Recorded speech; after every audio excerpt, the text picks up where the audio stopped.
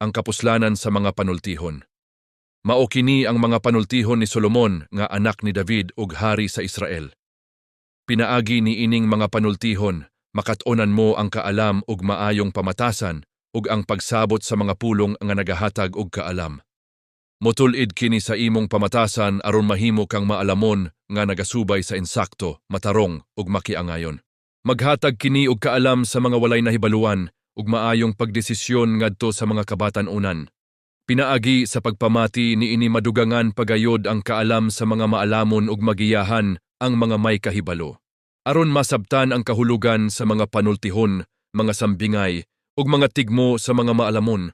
Ang tawo nga gustong magmaalamon angayng magtahod sa Ginoo. Ang tawong buang-buang gipakawalay bili ang kaalam ug dili gustong matulid ang iyang pamatasan. Ang tambag sa paglikay sa mga tawong daotan. Anak, pamatiya ang pagtulid sa imong ginikanan sa imong pamatasan tungod kay kini makapasidungog kanimo, sama sa korona ug makapaanyag sama sa kuwintas.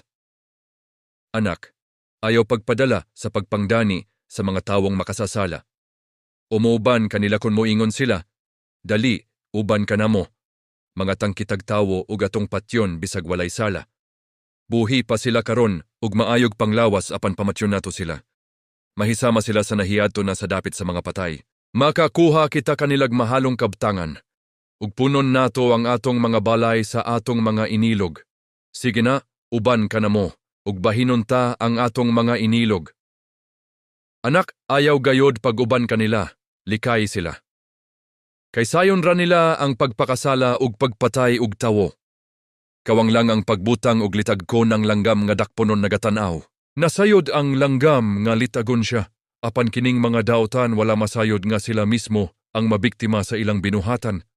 Mga tang silag patyonon, apan sila'y pagapatyon. Mao kanay dangatan sa mga tawong moangkon ug kabtangan sa daotang paagi. Maura kanay ilang kamatyan, ang resulta sa pagsalikway sa kaalam. Ang kaalam sama sa tawo nga nagawali sa kadalanan. Mga plaza, mga merkado, ug sa mga pultahan sa mga lungsod, nagkanayon siya. Kamong mga walay kahibalo, hangtod kanus akamo magpabiling ingon niyana, kamong mga bugal-bugalon, hangtod kanus aninyo ikalipay ang pagbugal-bugal. Kamong mga buang-buang, hangtod kanus sa kamo magdumili sa kaalam. Pamatiya ang akong pagbadlong, ipadayag ko kaninyo ang akong hunahuna, ipadayag ko ang buot kong isulti batok kaninyo. Tungod kay wala kamo manumbaling sa akong pagtawag nga moduol kanako. Ug tungod kay gipakawalay bili ninyo ang tanan kong mga tambag. Ug pagbadlong, katawan ko kamo kon moabot kaninyo ang katalagman nga daw sa buhawi. Biay-biayon ko kamo kon moabot kaninyo. Ang daw sa bagyo nga kalisdanan ug ang makalilisang nga mga panghitabo. Unya manawag kamo kanako, apan dili ko kamo panumbalingon. Mangita kamo kanako, apan dili ninyo ako makitan.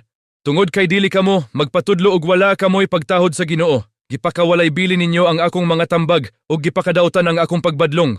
Busa anihon ninyo ang bunga sa inyong binuhatan ug sa inyong mga daotang plano. Kay ang pagkamalapason sa mga walay kahibalo maoy mo patay kanila. Ug ang kawalay pagpakabana sa mga buang-buang maoy mulaglag kanila. Apan ang nagapamati kanako magkinabuhi nga luwas sa katalagman.